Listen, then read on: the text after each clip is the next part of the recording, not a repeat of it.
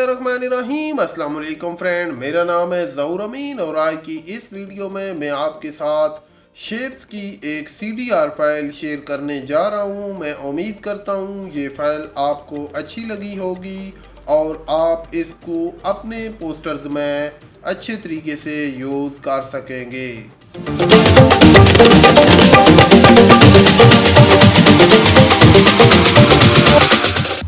तो ये totally vector based CDR file है। आप इसको अपनी मर्जी के मुताबिक एडिट और यूज़ कर सकते हैं।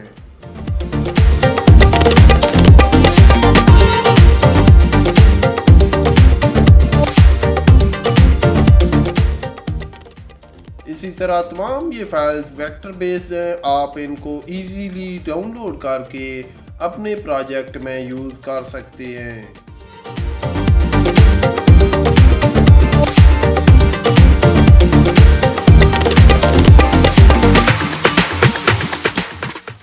मैं उम्मीद करता हूँ ये फ़ाइल आपको अच्छी लगी होगी।